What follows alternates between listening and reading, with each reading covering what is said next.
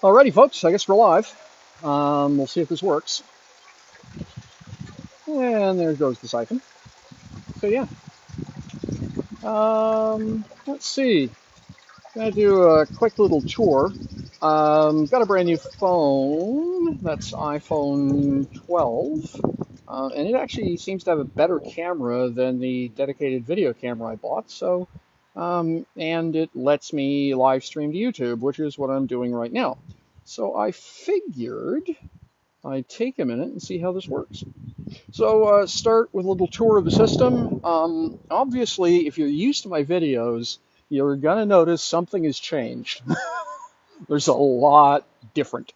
Let's talk about what's going on. So, as I commented in a recent blog post, I'm in the process of rebuilding the system completely such that I can move it to go into the greenhouse down over here.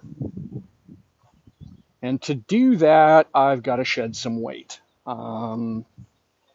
The system as it was, of course, is built as a backyard system. It's really intended to be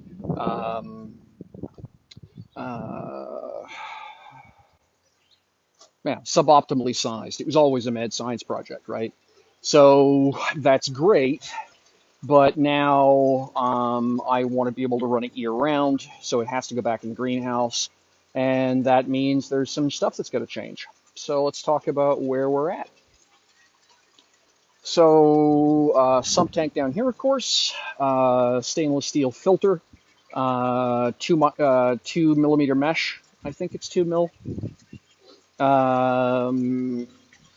Comes up this white pipe into a manifold up here. Manifold cuts into two pieces. This one here is a Venturi, and you can see the bubbles and stuff. So I'm getting good aeration, and it's generating some motion in the tank, which is nice. And then I have an overflow here.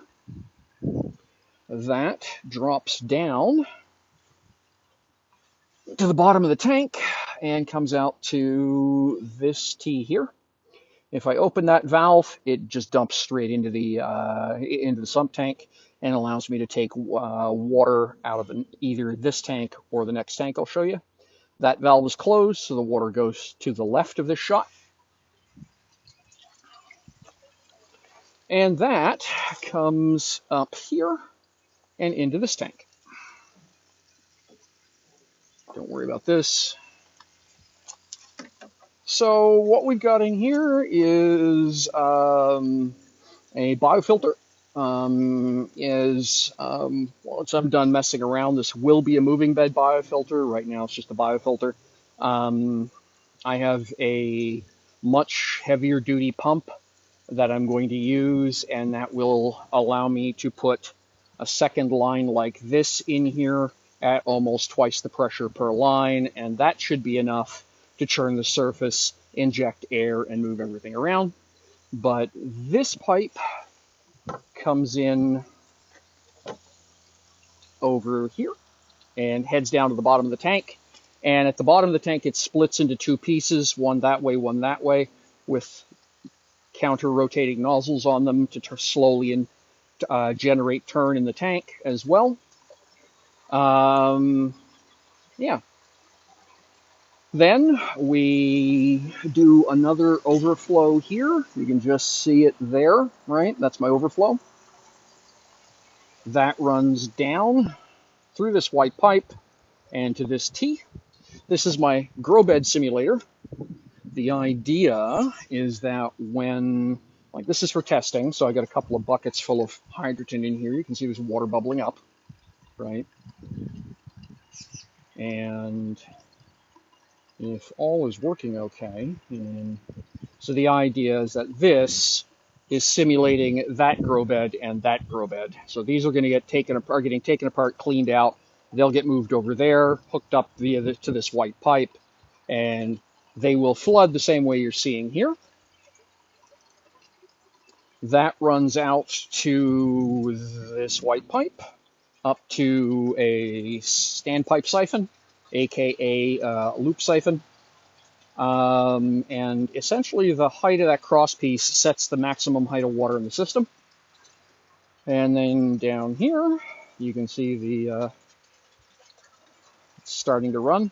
That's all 50 mil pipe, by the way. I know in a prior video I had said you probably won't ever need anything more than 25 mil pipe. It turns out there are some circumstances under which I'm wrong, and high water volumes are one of them. It's just easier to do this in 50 mil. For cost reasons, around here right now, it's cheaper to buy 50 mil than it is to buy 35 mil. So that's 2 an inch versus 1 3/4 inch, or 1.5 inch. Sorry. There goes the siphon. So I just decided it's actually cheaper to buy the 2-inch 50 mil than it is to buy the 35 millimeter 1.5 inch stuff. So I just did the whole system in 2-inch. And there we go, siphon breaks. So that's the whole system as it is now. And if we come back over here, you'll see that most of the water has been drained out of the grow bed. You can see the high water mark is here, right, the wet line. And so this is now just going to run another cycle, flood and drain. So that's the whole system as it stands now. I have got some more stuff I need to do. I want to hook up another test grow bed. And so that's going to be a thing I need to do. And then I also need to put this into use. What I want to do is have that grow pipe running across here with a whole bunch of stuff like cucumbers, anything that's going to vine, drape, peas, that kind of thing. It's basically curtain down over the side of the tank and act as cooling and shade for the tank.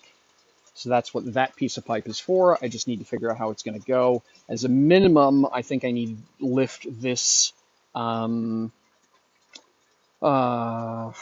manifold up by at least its own height so that the pipes will all line up right with where the pipe goes in on this one. Like this can come off, right? But it's this center point is the issue. So I think to line this up, I'm going to have to raise the manifold over there. But that's it. So when I'm done, it's going to be all total. This is what? That's a 150-gallon tank, I believe. No, that's a 100-gallon right there. It's a 100-gallon.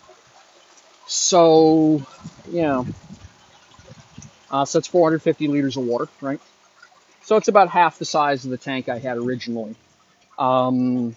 It's much shallower, you'll also notice, right? I was using an IBC before, right? That's this thing over here. And the problem with them is that you can never see the fish.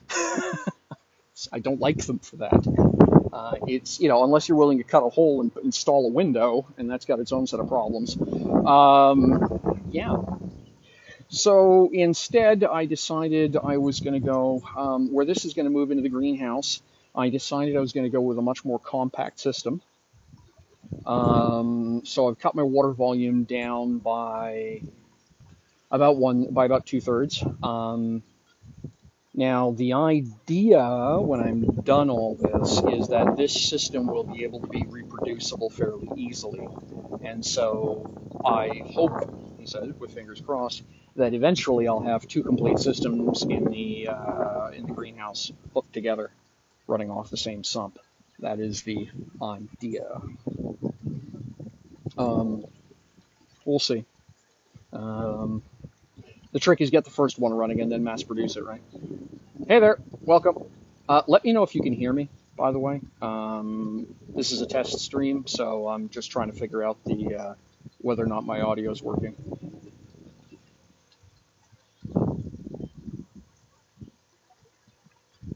So yeah. All right.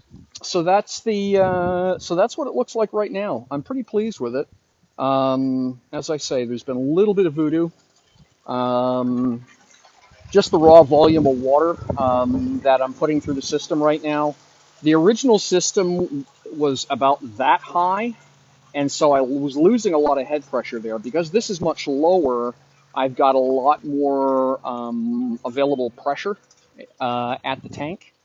And so, as well, because I'm using this level drain system to basically a single siphon here for what will be a chain of two fairly substantial grow beds, right? Meter and a quarter by on each side. Yeah, so I'm pretty pleased. There we go. That's what it looks like when it's filling up again.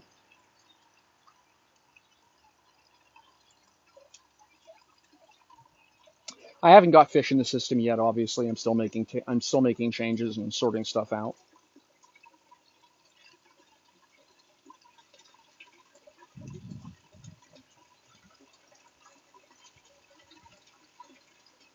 So just about to run.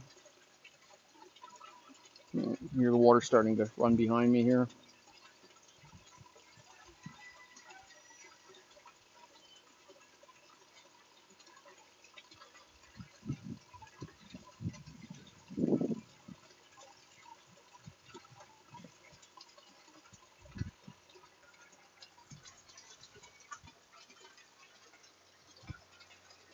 So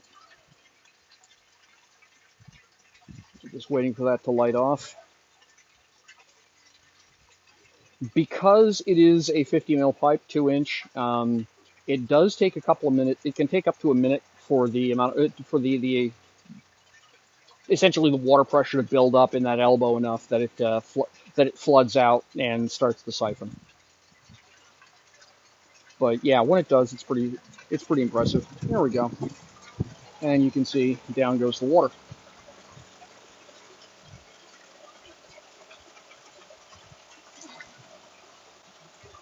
So I mean, it just drained.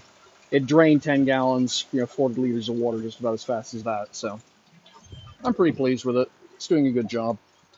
Um, and the ad hoc Venturi is doing a great job. There's plenty of bubble there, and you can see all the way around it here, right?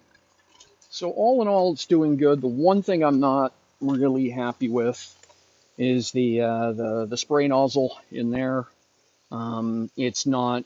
There's just not enough pressure behind it to drive the particulate down. The not the particulate, but the bio balls and the media down. There's a lot that tank is packed from about there to there in floating media, so there's a lot of resistance to that. There's a lot of aeration just because of the surface splash, but what I was hoping to do is get it to really push stuff down, but just not enough pressure right now.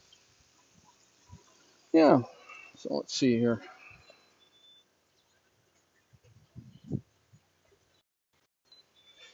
So that's it. It's going to be a quick stream. I think that's it for right now. I'm going to do some more work in a little while, but like I say, the whole point behind this was just testing to see if, one, if I could stream, and two, if the audio was going to work the way I expected it to.